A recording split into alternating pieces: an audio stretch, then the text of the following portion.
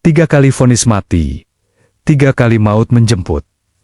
Namun 3 kali pula, ajal seolah tertunduk malu di hadapan pria ini. Benarkah ada manusia yang tubuhnya ditolak oleh bumi dan napasnya tak bisa dihentikan oleh senjata tajam manapun? Selamat datang di kisah luar biasa Syekh Jangkung atau Saridin. Sebelum kita masuk ke detik-detik menegangkan saat pedang Algojo hancur berkeping-keping di lehernya, saya ingin berhenti sejenak untuk mendoakan Anda. Bagi Anda yang sudah meluangkan waktu mengklik video ini, saya berdoa semoga Allah memudahkan setiap urusan Anda, melimpahkan rezeki yang tak terduga dari segala penjuru, dan mengangkat derajat Anda serta keluarga. Jika Anda mengamini doa ini, silakan tulis amin di kolom komentar sebagai bentuk energi positif kita bersama hari ini. Dan agar Anda tidak ketinggalan setiap episode perjalanan spiritual yang menggetarkan jiwa ini, dukung terus channel ini dengan klik tombol subscribe. Itu gratis, namun sangat berarti bagi kami untuk terus menyebarkan kisah penuh hikmah dari tanah Nusantara. Mari kita kembali ke masa di mana logika runtuh dan keajaiban dimulai. Inilah detik-detik eksekusi Syekh Jangkung yang gagal total di sebuah tanah yang kelak dikenal sebagai Bumi Pati. Di sebuah desa sunyi bernama Landoh, takdir sedang menenun jaringnya yang paling aneh. Bayangkan sebuah pagi yang tenang, di mana kabut tipis masih memeluk pucuk-pucuk pohon kelapa. Namun di balik ketenangan itu, sebuah badai besar sedang bersiap menerjang seorang pria bernama Saridin. Saridin bukanlah seorang pangeran dengan jubah sutra. Ia bukan pula seorang satria dengan pedang yang berkilau. Ia hanyalah seorang pria yang dianggap aneh, nyentrik, dan seringkali menjadi bahan tertawaan karena kepolosannya yang melampaui logika manusia biasa. Namun, di balik tawa yang sering ia tunjukkan, tersimpan sebuah rahasia besar yang akan mengguncang tatanan kekuasaan di tanah Jawa. Semua kekacauan ini bermula dari sebuah sengketa yang sangat sederhana, namun mematikan. Saridin memiliki sebuah pohon kelapa. Pohon itu adalah miliknya, hasil keringatnya sendiri. Namun, seorang bangsawan setempat yang haus akan pengakuan dan kekuasaan, mengklaim bahwa pohon kelapa itu berada di atas tanah miliknya. Konflik ini bukan sekadar soal buah kelapa. Ini adalah soal harga diri dan bagaimana kekuasaan mencoba menindas kebenaran yang polos. Di hadapan para sesepuh desa dan pejabat kerajaan yang memandang remeh, Saridin berdiri dengan pakaian sederhana dan senyum yang sulit diartikan. Ia ditantang untuk membuktikan kebenaran yang tidak masuk akal. Sang bangsawan berkata dengan nada menghina bahwa setiap pohon kelapa di tanahnya adalah miliknya.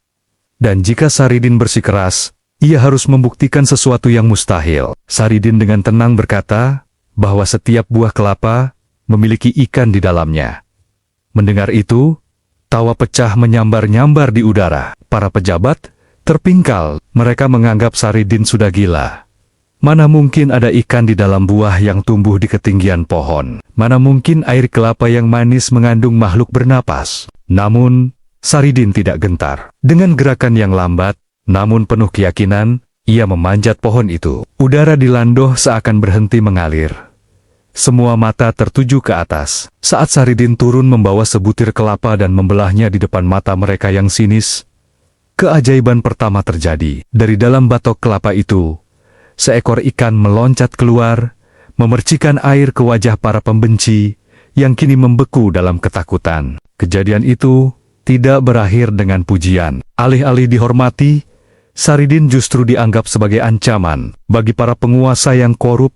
Kebenaran yang tidak bisa mereka jelaskan dengan logika adalah sihir. Dan sihir adalah kejahatan yang harus dimusnahkan. Mereka merasa dipermalukan oleh seorang udik yang hanya memakai kain lusuh. Rasa malu itu dengan cepat berubah menjadi dendam yang membara.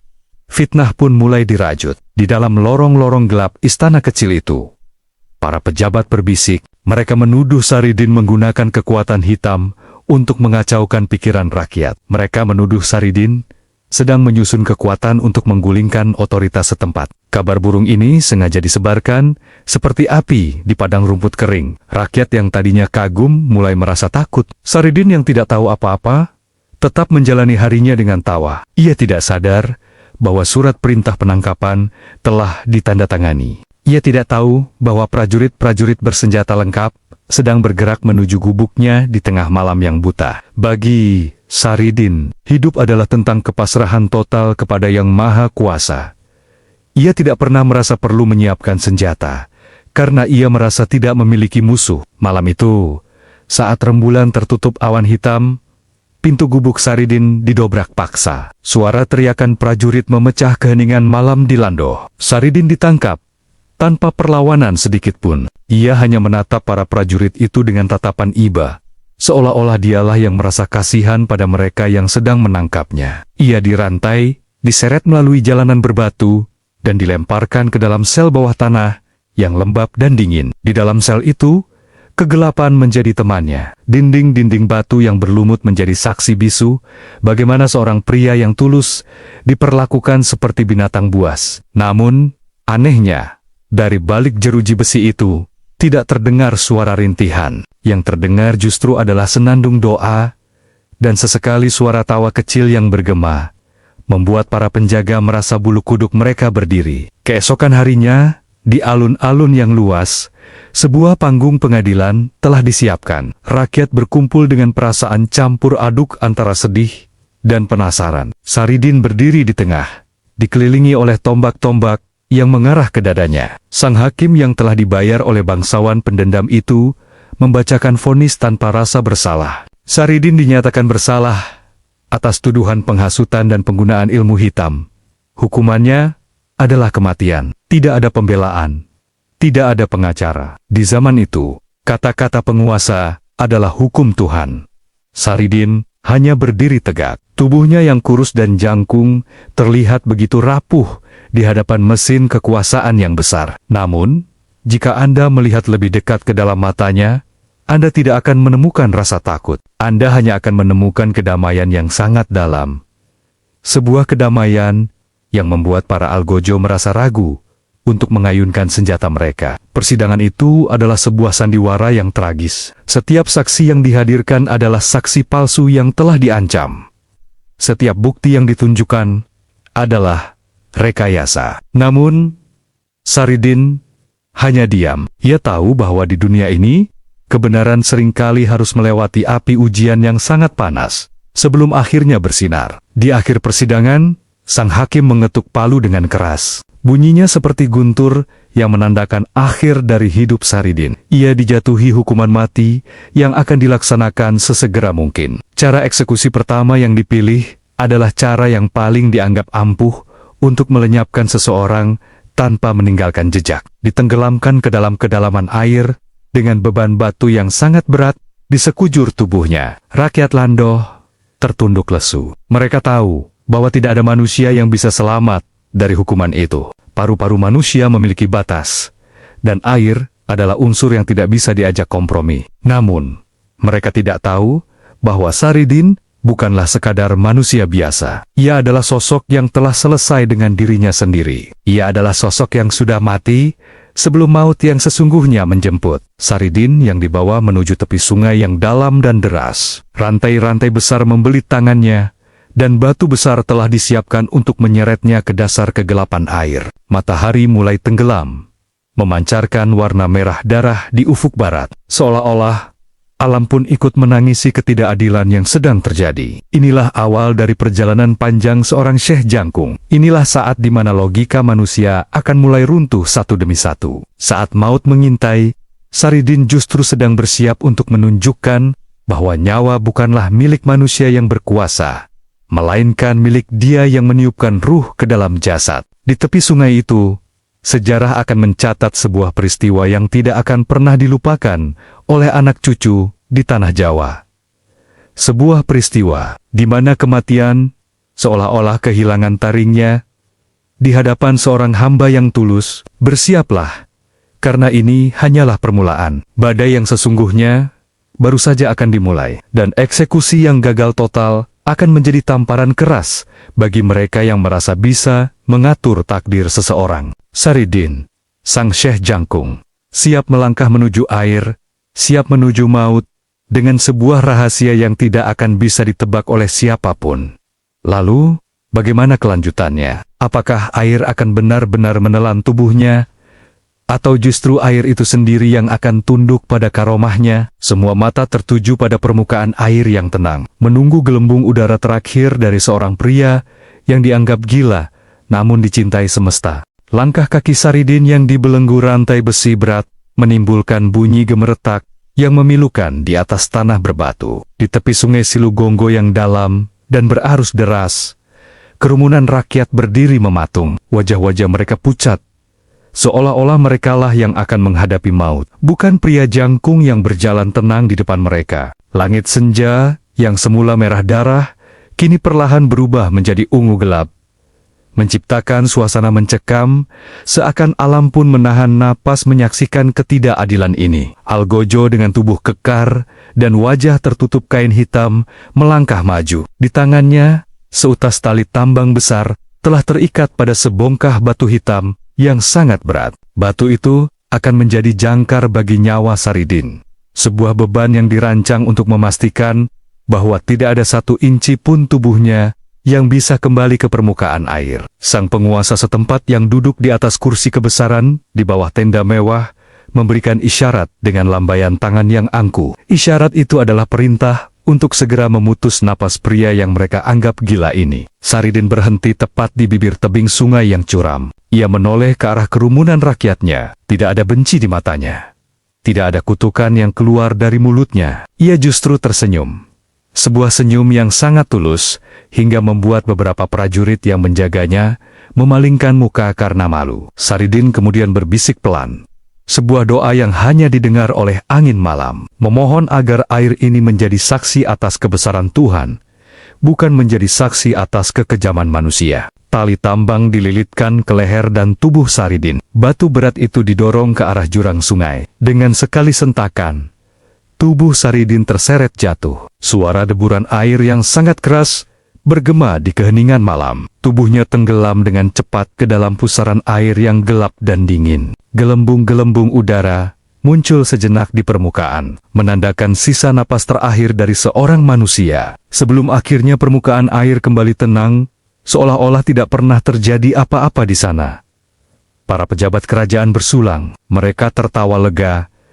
Baginya, Saridin sudah selesai. Bagi mereka, kebenaran telah dikubur di dasar sungai yang berlumpur. 1 jam berlalu, 2 jam berlalu. Tak mungkin ada manusia yang bisa bertahan tanpa udara selama itu di dalam air yang membeku. Sang penguasa berdiri dengan congkak, bersiap untuk membubarkan kerumunan dan menyatakan bahwa sihir Saridin telah kalah oleh hukum kerajaan. Namun, tepat saat sang penguasa hendak melangkah pergi, sebuah pemandangan mustahil terjadi. Di tengah sungai yang arusnya mulai tenang karena bulan mulai naik, sebuah titik putih muncul. Titik itu perlahan-lahan naik ke permukaan. Kerumunan rakyat yang tadi hendak pulang, mendadak terpaku. Suasana menjadi sangat sunyi, hingga suara kepakan sayap burung malam pun terdengar jelas. Bukan mayat yang membiru yang muncul, bukan tubuh hancur yang terseret arus. Di atas permukaan air yang dalam itu, Saridin terlihat sedang duduk bersila dengan sangat tenang. Ia tidak tenggelam. Ia tidak basah kuyup. Ia seolah-olah sedang duduk di atas permadani yang tak terlihat. Yang lebih mengejutkan lagi, rantai besi yang tadi melilitnya telah lepas dan tergeletak di sampingnya. Sementara batu besar yang seharusnya menyeretnya ke bawah, kini justru menjadi sandaran kakinya yang santai. Lebih dari itu, Saridin terlihat sedang sibuk dengan sesuatu di tangannya. Di bawah cahaya bulan yang pucat, rakyat melihat Saridin sedang mencuci sehelai kain dengan gerakan yang rileks. Seolah-olah sungai yang mematikan itu hanyalah sebuah kolam pemandian pribadi. Ia bersenandung kecil. Suara nyanyiannya yang merdu terbawa angin sampai ke telinga para pejabat yang kini wajahnya sepucat kain kafan. Ketakutan luar biasa melanda sang penguasa. Ia berteriak kepada para prajurit untuk melemparkan tombak ke arah Saridin yang sedang duduk di atas air. Namun, keajaiban kembali terjadi. Setiap tombak yang dilemparkan, saat menyentuh permukaan air di sekitar Saridin, tiba-tiba kehilangan kekuatannya. Tombak-tombak itu jatuh pelan ke dalam air tanpa pernah mengenai sasaran. Seakan-akan ada dinding transparan yang melindungi pria itu. Saridin mendongak. Ia melihat ke arah kerumunan yang terpana. Dengan suara yang jernih dan berwibawa, ia berkata, bahwa air tidak akan bisa menenggelamkan apa yang sudah pasrah sepenuhnya. Ia mengatakan bahwa maut tidak memiliki kuasa atas mereka yang hatinya sudah terpaut pada Sang Pemilik hidup. Rakyat mulai bersujud, menganggap ini adalah tanda nyata dari seorang wali Allah. Para penguasa yang semakin murka dan ketakutan merasa otoritas mereka terancam habis-habisan. Jika Saridin dibiarkan hidup setelah kejadian ini, rakyat tidak akan lagi patuh pada hukum manusia. Mereka segera memerintahkan pasukan terbaik untuk menarik Saridin dari sungai. Dengan susah payah, para prajurit menggunakan perahu untuk mendekati Saridin yang masih asyik mencuci. Saat ia ditarik ke daratan, tubuhnya benar-benar kering. Tidak ada setetes air pun yang membasahi pakaian lusuhnya, padahal ia baru saja berada di dasar sungai selama berjam-jam. Kejadian ini bukannya membuat para pejabat sadar, melainkan membuat dendam mereka semakin mengakar. Mereka menganggap kegagalan eksekusi pertama ini hanyalah sebuah kebetulan atau trik sihir tingkat tinggi. Di dalam ruang rapat rahasia yang penuh dengan asap kemenyan, mereka merencanakan eksekusi kedua yang jauh lebih brutal. Mereka berpikir jika air gagal, maka logam yang tajam tidak akan mungkin gagal. Saridin kembali dijebloskan ke penjara yang lebih ketat. Tangannya tidak lagi hanya dibelenggu rantai, tapi juga dikunci dalam balok kayu yang berat. Namun, berita tentang kegagalan hukuman mati pertama ini sudah menyebar ke seluruh penjuru negeri seperti kilat. Rakyat mulai berbisik-bisik tentang kemunculan seorang tokoh besar dari Landoh. Intrik politik semakin memanas karena beberapa faksi di kerajaan mulai meragukan keputusan sang penguasa. Di dalam selnya, Saridin tetap tenang. Ia tahu bahwa ujian air barulah permulaan. Ia tahu bahwa manusia yang sombong akan terus mencoba menguji kekuasaan Tuhan dengan cara-cara yang lebih keji. Bayangan Saridin yang sedang menatap jeruji besi, sementara di luar sel, para pandai besi kerajaan diperintahkan untuk menempa senjata-senjata yang paling tajam, tombak yang paling runcing, dan keris yang sudah direndam dalam racun mematikan. Untuk eksekusi kedua yang akan dilaksanakan di bawah terik matahari, maut sedang menyiapkan wajah barunya dalam bentuk baja yang berkilau. Namun bagi Saridin, baja tetaplah tanah yang ditempa, dan tanah tidak akan pernah bisa melukai ruh yang telah merdeka. Ketegangan baru saja dimulai. Karena kali ini, eksekusi tidak akan dilakukan di tempat sunyi, melainkan di depan ribuan pasang mata di alun-alun pusat kerajaan, di mana darah akan menjadi taruhan bagi sebuah kehormatan yang terhina. Bagaimana Saridin akan menghadapi hujan senjata tajam yang siap mencabik tubuhnya? Apakah keajaiban air akan berulang pada ujian baja? Semua mata kini menunggu hari esok yang dipenuhi dengan aroma besi dan ketidakpastian yang mencekam. Fajar menyingsing dengan warna kuning keemasan yang pucat, seolah-olah matahari enggan menyaksikan apa yang akan terjadi di alun-alun pusat kerajaan. Kabar tentang kegagalan eksekusi air telah membakar rasa penasaran ribuan orang. Mereka datang dari desa-desa terpencil, berjalan kaki berjam-jam, hanya untuk melihat sosok Saridin, pria yang konon telah menundukkan sungai Silugonggo. Namun, di sudut lain, di dalam tembok istana yang dingin, suasana justru mencekam dan penuh dengan aroma kecurigaan yang menusuk. Para bangsawan dan pejabat tinggi berkumpul dalam sebuah ruangan yang remang-remang, hanya diterangi oleh beberapa obor yang menempel di dinding batu. Asap kemenyan membubung tinggi, bercampur dengan aroma keringat dingin para konspirator. Mereka tidak lagi hanya marah, mereka ketakutan. Jika seorang tahanan bisa duduk santai di atas air sambil mencuci pakaian, maka otoritas hukum kerajaan berada di ujung tanduk. Rakyat tidak akan lagi takut pada penjara atau hukuman mati jika mereka mulai percaya pada karomah sang pesakitan. Sang penguasa tertinggi duduk di kursi kebesarannya dengan rahang yang mengeras. Di sampingnya berdiri seorang pria misterius berpakaian serba hitam. Wajahnya kasar dengan bekas luka melintang di pipi. Dia adalah Sang Algojo Jagal, seorang eksekutor yang konon tidak pernah gagal mencabut nyawa. Di tangannya, ia memegang sebuah keris pusaka yang bilahnya berwarna hitam legam. Hasil rendaman berbagai jenis racun mematikan yang bisa membunuh seekor gajah hanya dengan satu goresan kecil. Intrik pun mulai dijalankan. Para pejabat mulai saling tuduh. Ada yang menduga bahwa prajurit penjaga sungai telah disuap oleh pengikut Saridin. Ada pula yang berbisik bahwa Saridin sebenarnya memiliki saudara kembar yang mahir berenang. Mereka mencoba mencari penjelasan logis untuk menutupi ketakutan mereka sendiri terhadap sesuatu yang melampaui akal. Mereka sepakat bahwa eksekusi kali ini harus dilakukan di depan mata semua orang, di bawah terik matahari, agar tidak ada lagi celah untuk tipu muslihat atau keraguan. Sementara itu, di dalam sel bawah tanah yang pengap,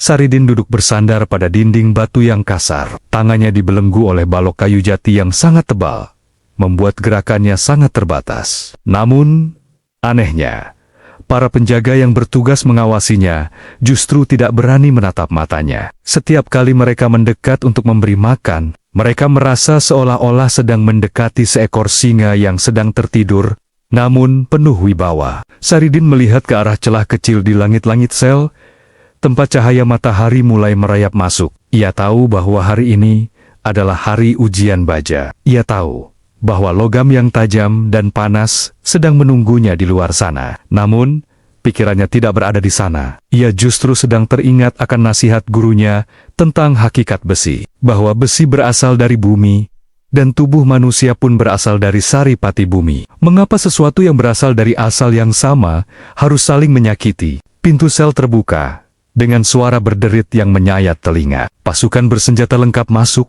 dan menyeret Saridin keluar. Kali ini, pengawalan ditingkatkan 10 kali lipat. Barisan tombak membentuk pagar betis yang rapat di sepanjang jalan menuju alun-alun. Rakyat yang melihat Saridin lewat mulai berbisik-bisik, menyebut namanya dengan nada pemujaan yang membuat para pejabat semakin geram. Di tengah alun-alun, sebuah panggung kayu telah didirikan. Di atasnya, Sang Algojo Jagal sudah menunggu dengan dada membusung. Ia memutar-mutar keris hitamnya dengan lihai, menciptakan kilatan cahaya yang mengancam. Saridin dipaksa berlutut di tengah panggung. Jubah lusuhnya dilepas, menyisakan tubuhnya yang kurus, namun tampak tegap. Tulang rusuknya terlihat jelas, namun tidak ada getaran ketakutan sedikit pun pada kulitnya. Sang hakim membacakan kembali tuntutannya dengan suara yang dibuat-buat, agar terdengar berwibawa. Ia menyatakan bahwa Saridin adalah pengikut ajaran sesat yang harus dilenyapkan dari muka bumi,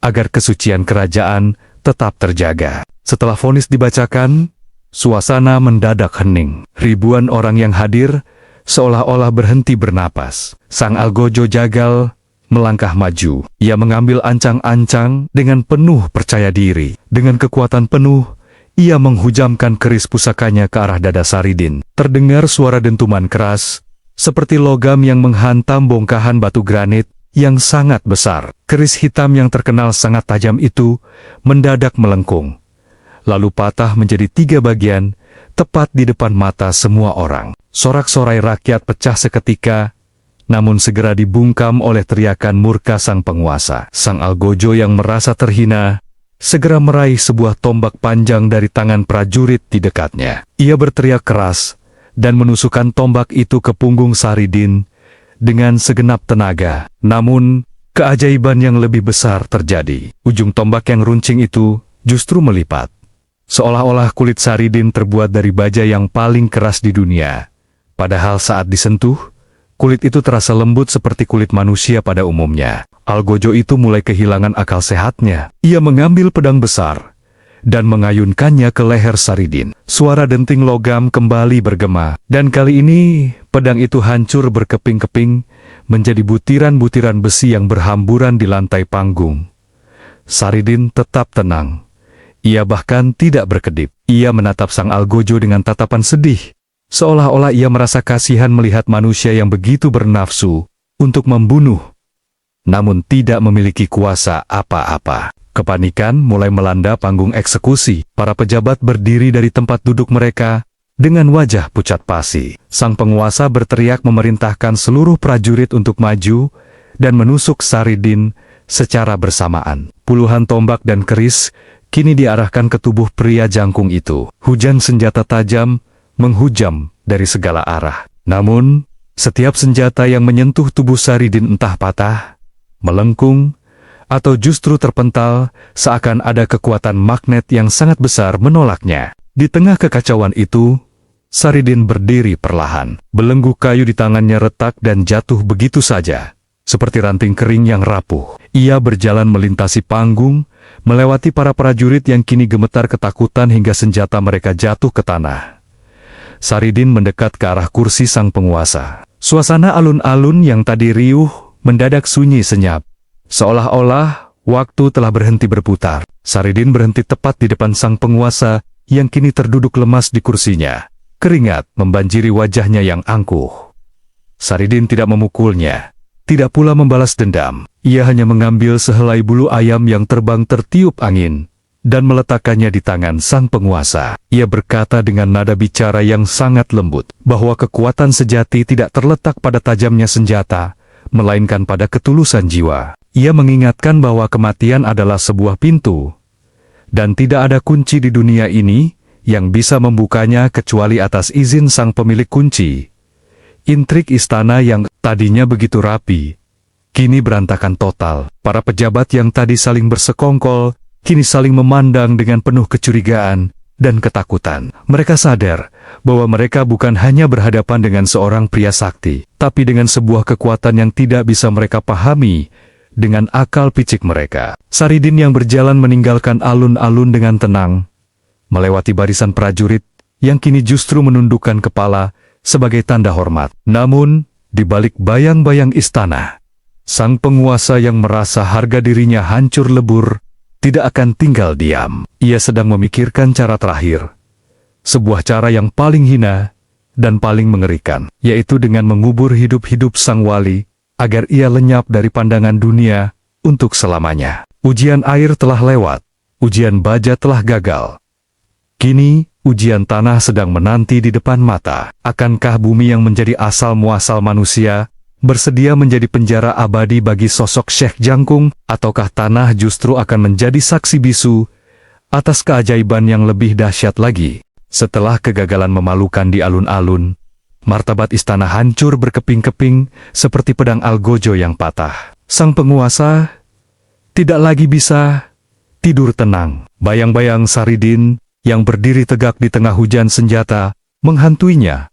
Setiap kali ia memejamkan mata, di dalam kepalanya, suara tawa rakyat yang tersembunyi terasa lebih tajam daripada keris manapun. Ia tahu, selama Saridin masih bernapas dan terlihat di depan publik, kekuasaannya hanyalah sebuah lelucon besar yang menunggu waktu untuk runtuh. Namun, Saridin tidak menggunakan kemenangannya untuk menggalang kekuatan militer. Ia justru memilih jalan yang paling tidak terduga.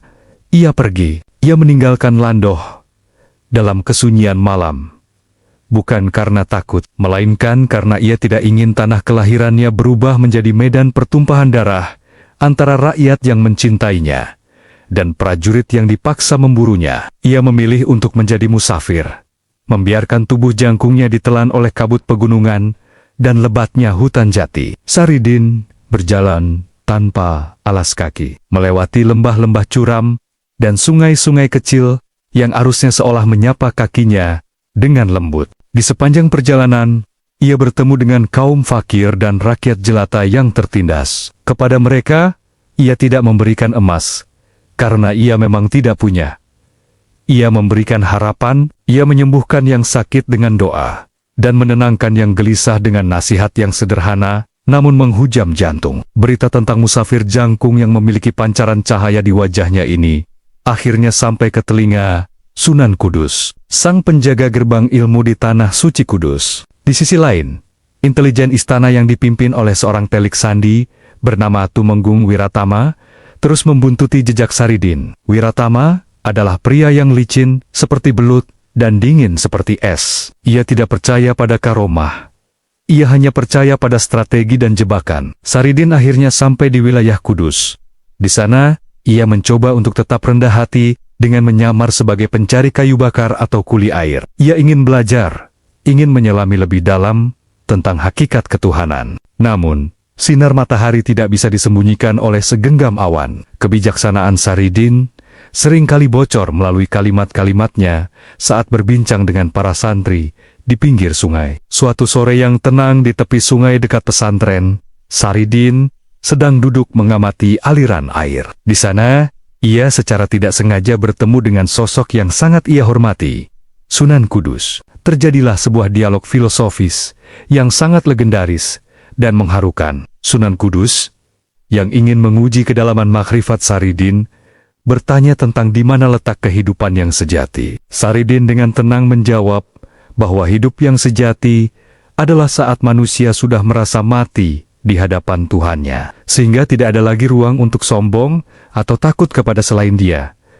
Namun, di tengah kedamaian itu, maut sedang mengintai di balik pohon-pohon besar. Tumenggung Wiratama dan pasukannya telah mengepung area tersebut. Wiratama tahu bahwa ia tidak bisa mengalahkan Saridin dengan duel 1 lawan 1.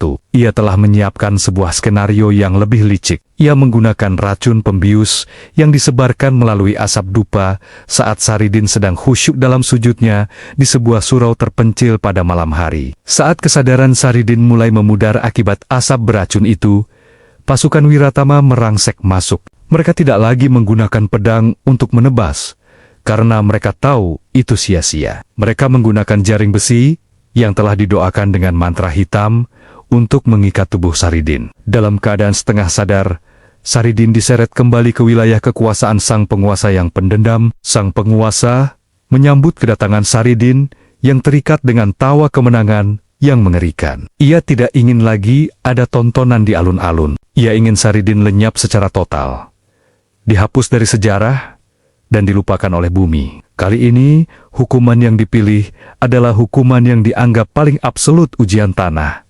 Di sebuah lokasi yang dirahasiakan, jauh di dalam hutan angker yang jarang dijamah manusia, sebuah lubang yang sangat dalam telah digali. Lubang itu sempit dan gelap, menyerupai sumur maut yang siap menelan apapun. Rencananya sederhana, namun biadab. Saridin akan dimasukkan ke dalam lubang itu dalam posisi berdiri. Lalu lubang itu akan ditimbun dengan tanah, batu, dan di atasnya akan ditanam pohon besar, agar tidak ada yang pernah tahu di mana jasadnya berada. Detik-detik menuju eksekusi ketiga ini adalah bagian paling dramatis dalam perjalanan hidupnya. Saridin, yang telah kembali sadar sepenuhnya, menatap lubang gelap itu tanpa rasa gentar. Ia bahkan sempat berterima kasih kepada para penggali kubur, karena telah menyiapkan kamar yang tenang untuknya beristirahat dari hiruk-pikuk dunia. Sikap pasrahnya ini justru membuat para prajurit gemetar ketakutan. Beberapa di antaranya bahkan menjatuhkan cangkul mereka dan melarikan diri ke dalam hutan. Tak sanggup melakukan perbuatan sekeji itu kepada pria yang mereka yakini sebagai kekasih Tuhan. Namun, Tumenggung Wiratama mengambil alih. Dengan tangan dingin, ia mendorong tubuh Saridin masuk ke dalam liang yang gelap itu. Suara tubuh Saridin yang menghantam dasar lubang terdengar menggema. Tanpa menunggu lama, Wiratama memerintahkan sisa prajuritnya untuk menimbun lubang itu dengan cepat. Tanah demi tanah dijatuhkan, menutupi kaki, pinggang, dada, hingga akhirnya menimbun kepala Saridin. Suasana menjadi sunyi senyap, hanya suara gesekan daun jati yang tertiup angin malam yang terdengar. Wiratama berdiri di atas gundukan tanah itu, menghentakkan kakinya dengan keras untuk memastikan tanah itu padat. Ia tersenyum puas. Baginya, tugas selesai. Air gagal, baja gagal, tapi tanah tidak akan pernah melepaskan mangsanya. Oksigen tidak akan bisa menembus timbunan itu, dan tekanan bumi akan menghancurkan paru-paru manapun. Malam itu, mereka berkemah di sekitar lokasi untuk memastikan tidak ada pengikut Saridin yang datang menggali. Namun, saat tengah malam tiba, sebuah kejadian aneh mulai terjadi. Tanah di gundukan itu mulai bergetar halus. Awalnya mereka mengira itu adalah gempa bumi kecil, namun getaran itu hanya terpusat di satu titik. Tiba-tiba, dari dalam tanah yang sudah padat itu, terdengar sebuah suara. Bukan suara rintihan kesakitan, melainkan suara zikir yang sangat merdu dan bergetar. Seolah-olah bumi itu sendiri yang sedang bernyanyi. Suara itu begitu jernih hingga membuat para prajurit yang berjaga jatuh pingsan karena ketakutan yang luar biasa. Wiratama mencabut pedangnya, matanya liar mencari arah suara. Ia tidak percaya pada apa yang dilihatnya. Tanah itu perlahan-lahan merekah, namun bukan karena didorong dari bawah, melainkan karena tanah itu seolah-olah membuka jalan dengan sendirinya, memberikan ruang bagi tamu agungnya untuk kembali ke permukaan. Sejarah baru saja akan mencatat kegagalan eksekusi yang paling mustahil, dan dunia akan segera tahu bahwa ada manusia yang memang tidak bisa mati karena ia telah menemukan kehidupan yang abadi di dalam dirinya. Retakan tanah yang semakin membesar, memancarkan cahaya putih yang samar dari kedalaman liang lahat, sementara Wiratama berdiri mematung menyaksikan hukum alam yang ia percayai runtuh total di depan matanya sendiri. Saridin akan kembali. Dan kali ini, ia bukan lagi sekadar pesakitan. Ia adalah legenda hidup yang akan mengguncang singgasana tirani sampai ke akar-akarnya. Malam di tengah hutan jati itu mendadak menjadi sangat dingin. Jenis dingin yang tidak hanya menusuk kulit, tapi juga merambat hingga ke sumsum tulang. Tumenggung Wiratama berdiri terpaku. Pedangnya bergetar di tangan yang biasanya sangat kokoh. Di depannya, gundukan tanah yang seharusnya menjadi kuburan abadi bagi Saridin terus bergerak, merekah, dan mengeluarkan aroma wangi bunga kenanga yang sangat tajam, mengalahkan bau tanah basah dan keringat ketakutan. Suara zikir itu semakin keras, bergema di antara batang-batang pohon jati yang tinggi, seolah-olah setiap daun ikut melafalkannya. Dan kemudian, sebuah pemandangan yang akan menghantui mimpi buruk Wiratama seumur hidupnya terjadi. Sebuah tangan muncul dari dalam tanah. Tangan itu bersih, tanpa noda lumpur sedikit pun. Jemarinya panjang dan tenang. Perlahan-lahan, tubuh jangkung itu naik ke permukaan, seolah-olah tanah yang berat itu tidak lebih dari selimut kapas yang ringan. Saridin muncul kembali. Ia berdiri tegak di bawah cahaya rembulan yang kini bersinar sangat terang, menembus rimbunnya hutan. Pakaian lusuhnya tetap utuh, wajahnya tidak menunjukkan tanda-tanda kehabisan napas. Justru, wajah itu terlihat lebih segar. Seakan-akan terkubur di dalam perut bumi, selama berjam-jam, hanyalah sebuah meditasi singkat yang memberinya kekuatan baru. Wiratama berteriak histeris. Sebuah teriakan yang lahir dari runtuhnya logika seorang manusia. Ia mengayunkan pedangnya dengan membabi buta ke arah Saridin. Namun, setiap ayunan pedang itu hanya membelah udara kosong. Saridin tidak menghindar dengan gerakan cepat. Ia hanya berdiri di sana. Namun pedang itu seolah-olah menolak untuk menyentuh jasad sang wali. Setiap kali mata pedang mendekat, tangan Wiratama terpental oleh kekuatan yang tak kasat mata. Saridin menatap Wiratama dengan tatapan penuh pengampunan. Ia tidak menyerang balik. Ia hanya melangkah maju, satu demi satu. Setiap langkah kaki Saridin di atas tanah menimbulkan getaran yang membuat para prajurit yang tersisa bersimpuh, menjatuhkan senjata mereka, dan mulai menangis tanpa sebab yang jelas. Mereka sadar bahwa mereka bukan sedang melawan manusia. Mereka sedang mencoba membunuh sesuatu yang sudah menjadi satu dengan kehendak semesta. Tanpa mengucapkan sepatah kata pun, Saridin mulai berjalan meninggalkan hutan jati itu. Ia tidak berjalan menuju pelarian. Ia berjalan menuju pusat kekuasaan. Istana sang penguasa yang telah memvonisnya mati 3 kali. Kabar tentang kembalinya Saridin dari alam kubur menyebar lebih cepat daripada angin puyuh. Sepanjang jalan menuju istana, rakyat yang mendengar kabar itu keluar dari rumah-rumah mereka. Mereka membawa obor, membentuk barisan panjang yang menerangi jalan bagi sang musafir jangkung. Suasana yang tadinya penuh ketakutan berubah menjadi prosesi agung yang penuh kemenangan. Rakyat berbisik-bisik, sang wali telah kembali. Maut tidak mau menerimanya karena bumi masih membutuhkannya. Di dalam istana, sang penguasa sedang berpesta. Ia merasa telah menang. Ia sedang mengangkat cawan madu saat pintu gerbang utama istana yang dijaga ketat tiba-tiba terbuka dengan sendirinya. Angin kencang masuk ke dalam aula pesta, memadamkan ratusan lilin dan obor dalam sekejap. Dalam kegelapan yang mencekam itu, hanya ada satu sosok yang terlihat bercahaya di ambang pintu. Sosok yang sangat tinggi, sangat tenang, dan sangat dikenal. Cawan madu di tangan sang penguasa jatuh dan pecah berkeping-keping di lantai marmer. Ia berdiri dengan kaki yang gemetar hebat. Seluruh pejabat dan bangsawan yang tadinya tertawa, kini bersembunyi di bawah meja. Saridin berjalan masuk ke tengah aula. Langkah kakinya yang pelan bergema seperti detak jantung kematian bagi mereka yang berdosa. Saridin berhenti tepat di depan singgasana. Ia tidak membawa senjata, tidak membawa kemarahan. Ia hanya membawa sebuah kenyataan yang tak terbantahkan. Ia menatap sang penguasa dan berkata dengan suara yang dalam,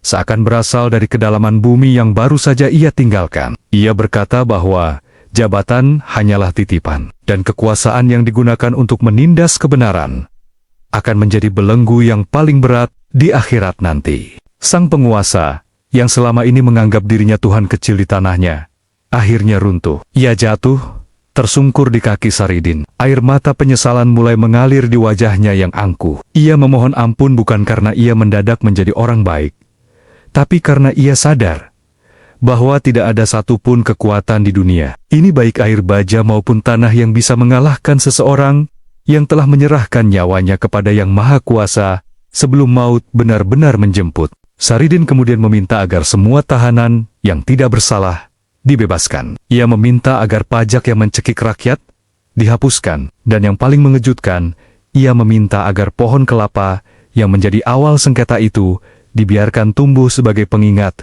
bahwa keajaiban Tuhan bisa muncul dari hal-hal yang paling sederhana.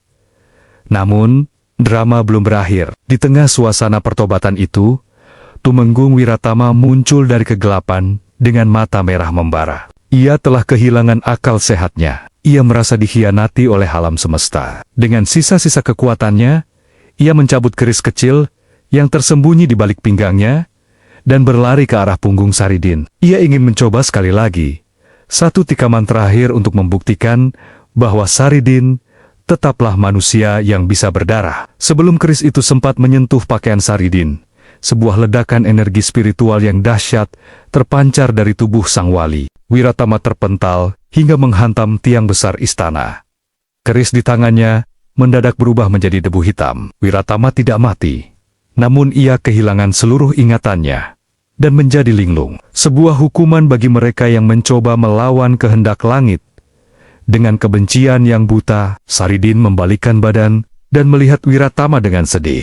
Ia mengusap dahi pria yang telah menyiksanya itu, memberikan kedamaian terakhir bagi jiwa yang tersesat. Kejadian itu menjadi puncak dari pengakuan seluruh kerajaan. Sang penguasa secara resmi mencabut semua vonis dan memberikan gelar kehormatan kepada Saridin sebagai Syekh Jangkung, sang pelindung spiritual tanah tersebut. Saridin berdiri di balkon istana, menatap ke arah desa Landoh di kejauhan. Meskipun ia telah dimuliakan di istana, hatinya tetaplah hati seorang petani yang rindu akan bau tanah dan kedamaian desa. Ia tahu tugasnya di sini sudah selesai. Ia telah membuktikan bahwa kebenaran tidak bisa ditenggelamkan, tidak bisa ditusuk, dan tidak bisa dikubur. Namun, bagi seorang Syekh Jangkung, kemuliaan di dunia adalah ujian yang lain lagi. Ia kini harus menghadapi babak baru dalam hidupnya.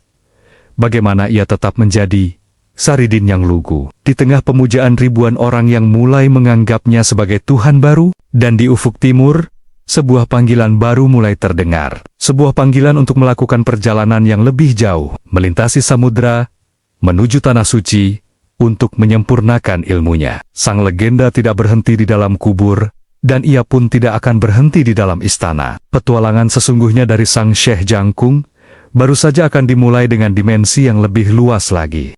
Kemenangan moral di istana tidak membuat hati Saridin menjadi tinggi. Baginya, sujud sang penguasa dan pemujaan rakyat adalah ujian yang jauh lebih berat daripada timbunan tanah di hutan jati. Ia menyadari bahwa ketika seorang manusia mulai dianggap sebagai Tuhan oleh sesamanya, maka di sanalah letak bahaya yang sesungguhnya. Maka, di suatu malam ketika seluruh penghuni istana masih terlelap dalam mimpi tentang kedamaian baru, Syekh Jangkung melepaskan jubah kehormatan yang diberikan padanya. Ia kembali mengenakan kain lusuhnya, mengambil tongkat kayu sederhananya, dan melangkah keluar dari gerbang istana tanpa suara. Sebuah perjalanan yang melampaui batas-batas tanah Jawa.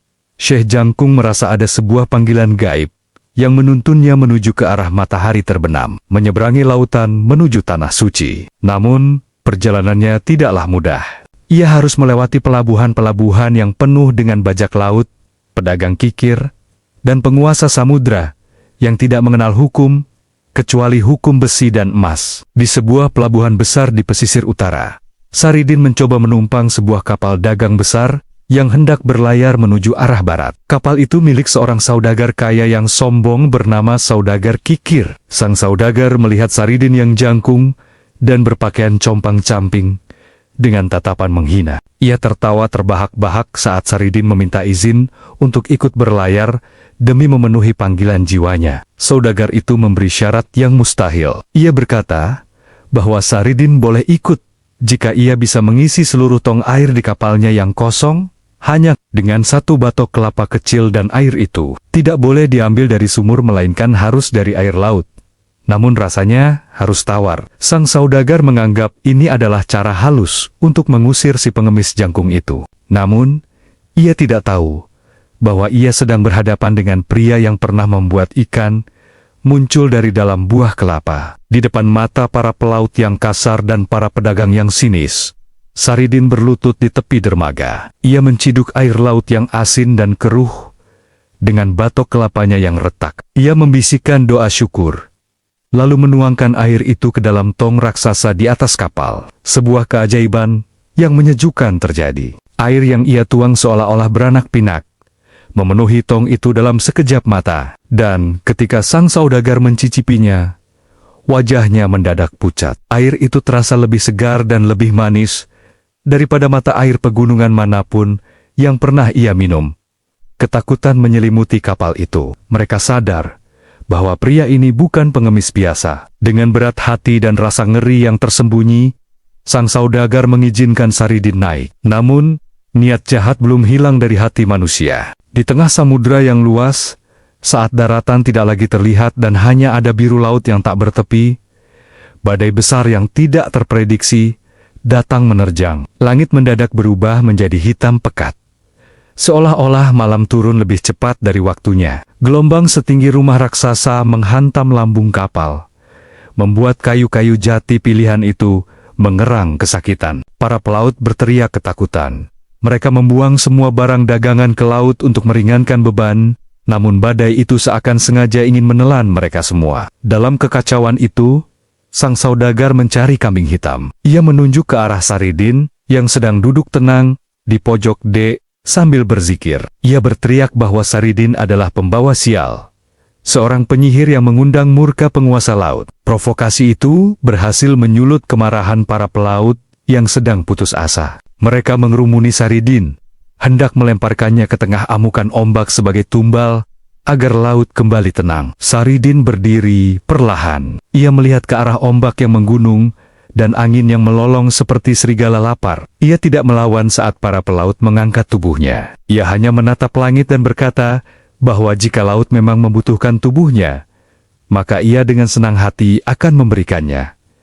Namun ia memohon agar nyawa para pelaut yang memiliki keluarga di rumah diselamatkan. Tubuh Saridin dilemparkan ke tengah laut yang sedang mengamuk. Detik itu juga, sebuah fenomena yang mengguncang jiwa terjadi. Begitu tubuh Saridin menyentuh permukaan air, badai yang tadinya gila mendadak berhenti total. Angin yang melolong langsung diam, dan laut yang bergejolak menjadi tenang sehalus cermin. Namun, yang membuat semua orang di kapal jatuh berlutut adalah pemandangan di atas air. Saridin tidak tenggelam. Ia berdiri tegak di atas permukaan laut yang kini tenang.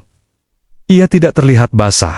Ia mulai melangkah di atas air, berjalan menjauhi kapal itu, seolah-olah ia sedang berjalan di atas tanah lapang yang kokoh. Setiap langkahnya meninggalkan jejak cahaya keemasan di atas permukaan air laut. Para pelaut berteriak memanggil namanya, memohon ampun atas kegilaan mereka. Sang saudagar menangis histeris, menyadari bahwa ia baru saja membuang satu-satunya perlindungan sejati yang mereka miliki.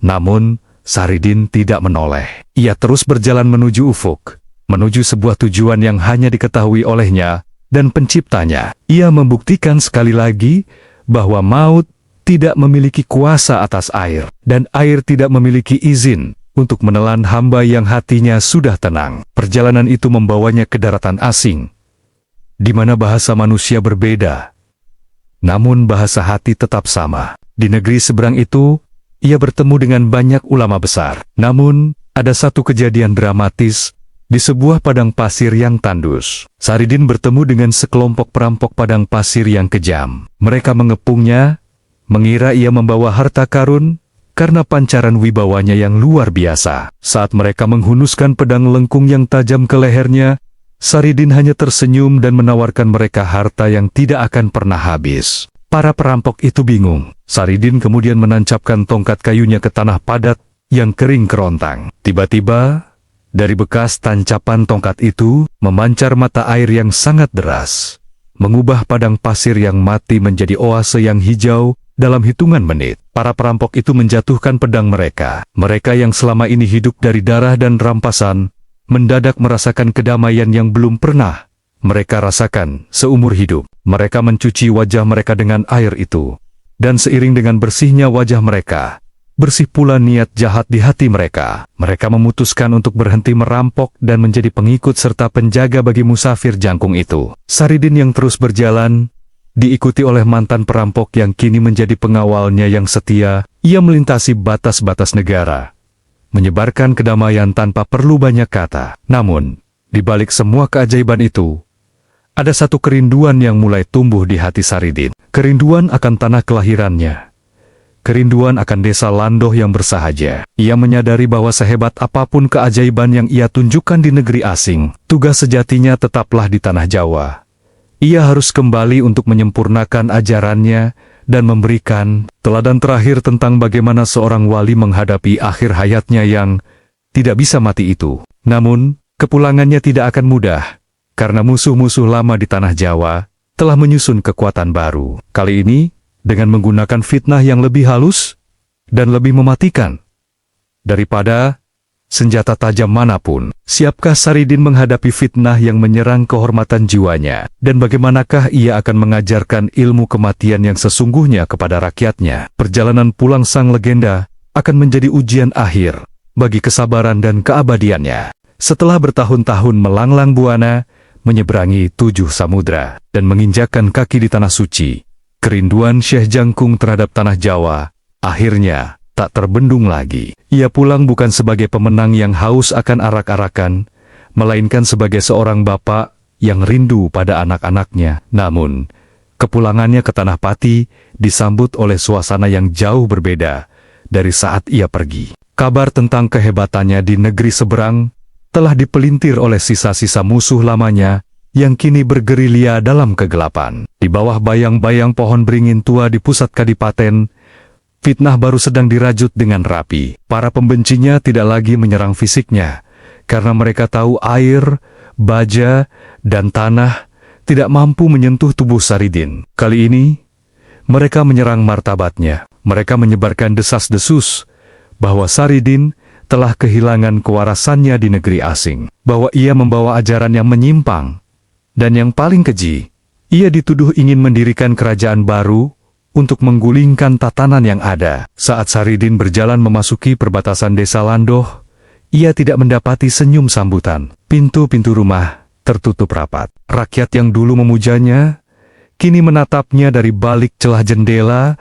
dengan tatapan penuh curiga dan ketakutan. Mereka telah termakan hasutan bahwa siapapun yang menyapa Saridin akan dianggap sebagai pengkhianat kerajaan. Namun, Saridin tetaplah Saridin. Ia berjalan menuju gubuk tuanya yang sudah reyot dan ditumbuhi semak belukar. Tanpa mengeluh, ia mulai membersihkan halaman rumahnya. Ketegangan memuncak ketika utusan dari penguasa baru, seorang adipati muda yang ambisius dan terobsesi pada kekuasaan, datang dengan pasukan berkuda. Adipati ini ingin membuktikan bahwa ia lebih hebat dari pendahulunya yang gagal mengeksekusi Saridin. Adipati muda itu turun dari kudanya dan menantang Saridin di depan umum. Ia tidak membawa algojo, melainkan membawa seorang ahli debat yang licik. Mereka ingin menjatuhkan Saridin melalui kata-kata, ingin membuat rakyat melihat bahwa sang wali hanyalah seorang penipu yang pandai bersandiwara. Mereka menuduh Saridin melakukan penyesatan karena klaim-klaim kesaktiannya. Saridin mendengarkan semua cacian itu dengan kepala tertunduk. Ia tidak membela diri dengan ayat-ayat yang rumit. Saat ditanya mengapa ia menganggap dirinya tidak bisa mati, Saridin hanya menjawab bahwa ia tidak pernah merasa hidup. Maka bagaimana mungkin ia bisa mati? Jawaban yang penuh filosofi itu dianggap sebagai ocehan orang gila oleh sang adipati. Karena merasa tidak puas, Sang adipati memerintahkan sebuah ujian yang sangat menghina. Saridin diminta untuk membuktikan kesaktiannya dengan cara menghentikan aliran air di sebuah bendungan besar yang sedang meluap dan mengancam sawah-sawah rakyat. Jika ia gagal, ia akan dicambuk dan diusir selamanya dari tanah Jawa sebagai penipu. Suasana di bendungan itu sangat mencekam. Air sungai meluap-luap akibat hujan deras di hulu. Suaranya menderu seperti naga yang mengamuk. Rakyat berkumpul di kejauhan, menahan napas. Adipati muda itu tersenyum sinis, yakin bahwa kali ini alam akan menghancurkan reputasi Saridin. Saridin melangkah ke pinggir aliran air yang sangat deras itu. Ia tidak merapal mantra yang menggelegar. Ia hanya berbisik kepada air, mengingatkan air akan tugasnya untuk memberi kehidupan, bukan menghancurkan. Secara ajaib, tepat di depan kaki Saridin, arus air yang tadinya beringas mendadak tenang. Air itu seolah-olah membeku di satu titik, menciptakan bendungan transparan yang tidak terlihat. Sawah-sawah rakyat yang nyaris tenggelam mendadak selamat. Namun, bukannya bertaubat, sang adipati yang merasa dipermalukan justru memerintahkan pasukannya untuk memanah Saridin dari jarak dekat. Ratusan anak panah dilepaskan. Udara dipenuhi suara desingan maut. Namun, sebuah kejadian yang menggetarkan jiwa terjadi. Anak-anak panah itu, sesampainya di hadapan Saridin, berubah menjadi kelopak bunga melati yang harum dan jatuh berserakan di tanah. Tidak ada darah, hanya aroma wangi yang memenuhi udara. Fitnah itu runtuh seketika di hadapan keajaiban yang tak terbantahkan. Rakyat yang menyaksikan itu tidak bisa lagi menahan diri. Mereka berlari keluar dari persembunyian, bersimpuh di kaki Saridin, sambil menangis meminta maaf karena telah meragukannya. Adipati muda itu gemetar hebat. Ia menyadari bahwa ia baru saja mencoba membunuh sesuatu yang jauh lebih besar dari sekadar seorang manusia jangkung. Namun, di tengah kemenangannya, Saridin justru merasa sedih. Ia melihat bagaimana manusia begitu mudah dibolak-balikan hatinya oleh fitnah dan keajaiban. Ia menyadari bahwa kehadirannya yang sakti ini justru terkadang membuat orang fokus pada keajaiban, bukan pada Tuhan. Inilah saat di mana Saridin mulai merenungkan tentang akhir perjalanannya di dunia. Ia kemudian mengumpulkan rakyat desa Landoh di bawah pohon jati besar. Dengan suara yang sangat lembut namun berwibawa, ia memberikan khotbah terakhirnya. Ia menjelaskan bahwa rahasia mengapa ia tidak bisa mati bukanlah karena ilmu kebal, melainkan karena ia sudah mematikan egonya jauh sebelum ajalnya tiba. Ia mengajarkan bahwa kematian fisik hanyalah perpindahan pakaian, dan kehidupan yang sejati adalah ketika seseorang bermanfaat bagi sesama tanpa mengharap pujian. Saridin mengumumkan bahwa ia akan melakukan sebuah perjalanan panjang yang tidak akan kembali lagi. Ia memberikan tongkat kayunya kepada seorang pemuda yang paling miskin di desa itu, sebagai simbol bahwa kekuasaan sejati ada pada mereka yang tulus melayani. Malam itu, fitnah terakhir benar-benar lenyap, seiring dengan menghilangnya kebencian di hati sang adipati yang akhirnya menyerah pada kebenaran. Namun, ada satu misteri yang tersisa. Saridin mengatakan bahwa ia akan mati dengan caranya sendiri. Sebuah cara yang akan membuat semua orang mengerti apa arti keabadian yang sesungguhnya. Saridin yang duduk bermeditasi di dalam gubuknya, sementara cahaya putih mulai menyelimuti seluruh ruangan itu. Rakyat berjaga di luar dengan perasaan was-was. Mereka tahu bahwa sesuatu yang besar akan terjadi. Sang legenda yang tidak bisa mati itu kini sedang bersiap untuk menunjukkan mukjizat terakhirnya.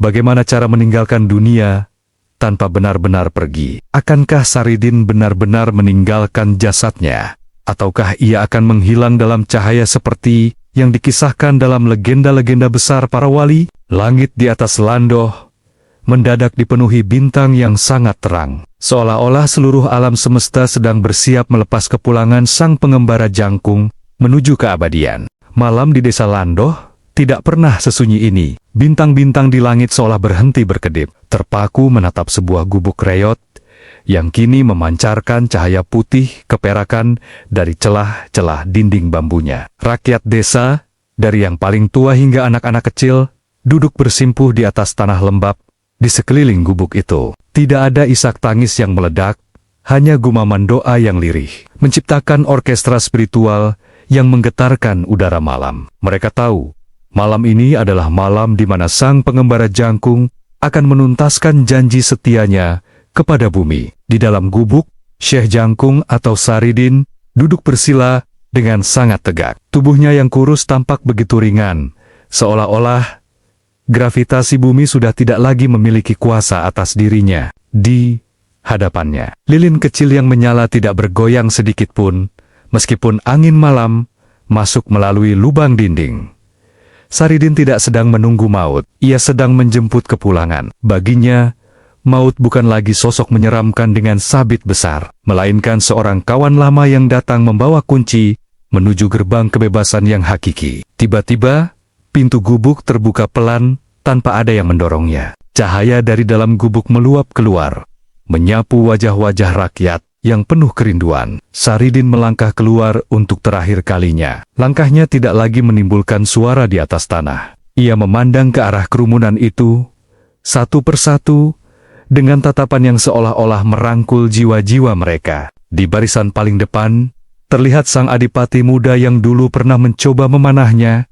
Kini ia bersujud paling dalam, dengan air mata yang membasahi bumi. Saridin mengangkat tangannya, memberi isyarat agar semua orang tenang. Suaranya terdengar jernih, bergema bukan di telinga, melainkan langsung di dalam hati setiap orang yang hadir. Ia berkata bahwa rahasia keabadiannya selama ini bukanlah karena ia memiliki jimat atau ilmu hitam. Ia tidak bisa mati oleh air, karena ia telah menjadi air yang mengalir pasrah. Ia tidak bisa mati oleh baja, karena hatinya sudah lebih keras dalam prinsip, namun lebih lembut dalam kasih daripada logam manapun. Ia tidak bisa mati oleh tanah, karena ia sudah merasa menjadi tanah jauh sebelum ia dikuburkan. Kematian hanyalah bagi mereka yang merasa memiliki nyawa.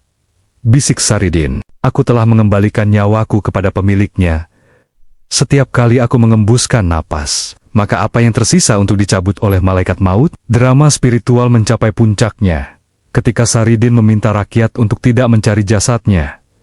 Jika kelak ia sudah tidak terlihat, ia berjalan menuju sebuah pohon jati raksasa yang berdiri di pinggir desa, tempat di mana ia sering menghabiskan waktu untuk merenung. Saat ia sampai di bawah pohon itu, tubuhnya mulai memudar, berubah menjadi partikel-partikel cahaya yang menari-nari ditiup angin. Namun, di detik-detik terakhir sebelum ia benar-benar menghilang, muncul sebuah ujian pamungkas yang sangat dramatis. Langit mendadak terbelah oleh petir yang menggelegar tanpa hujan. Sosok bayangan hitam besar, personifikasi dari segala dendam dan nafsu jahat yang pernah ia lawan seumur hidup, muncul untuk terakhir kalinya. Bayangan itu mencoba menarik cahaya Saridin kembali ke bumi.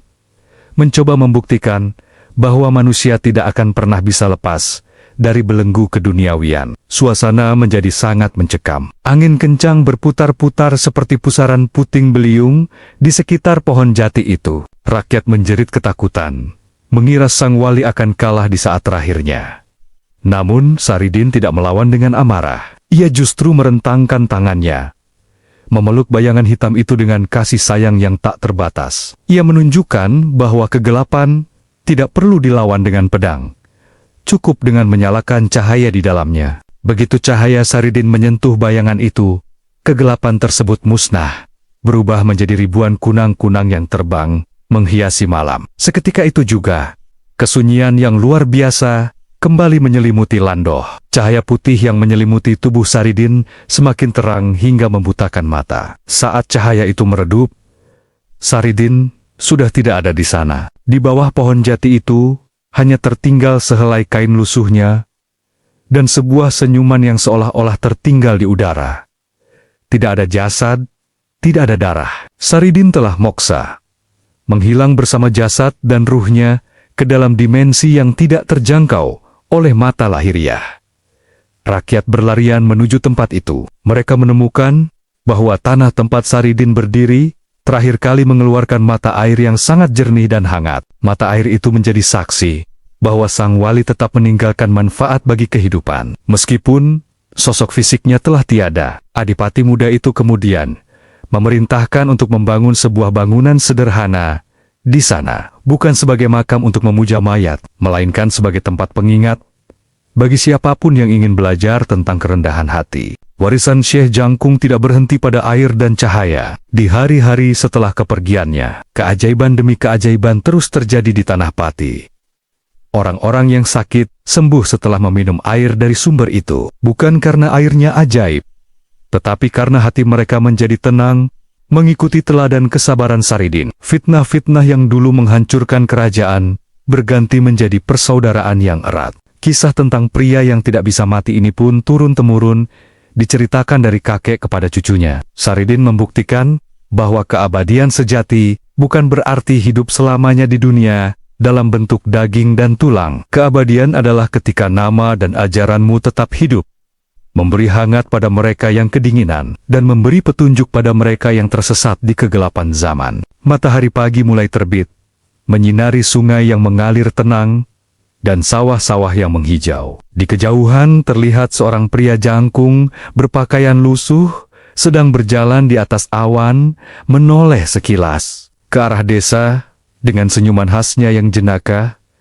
namun penuh rahasia, sebelum akhirnya ia melangkah masuk ke dalam inti matahari dan menghilang selamanya dari pandangan dunia fana. Saridin telah mati bagi dunia yang palsu, namun ia akan terus hidup selamanya bagi jiwa yang mencari kebenaran. Ia adalah Sang Syekh Jangkung, penguasa maut yang tidak pernah menghunus senjata, pemenang perang yang tidak pernah menumpahkan darah, dan di setiap hembusan angin yang melewati celah pohon jati di desa Lando, jika kita mendengarkan dengan seksama, masih terdengar sayup-sayup suara tawa khas Saridin, mengingatkan kita bahwa hidup ini hanyalah sebuah permainan yang singkat, dan kematian hanyalah sebuah jembatan menuju pelukan kekasih yang abadi.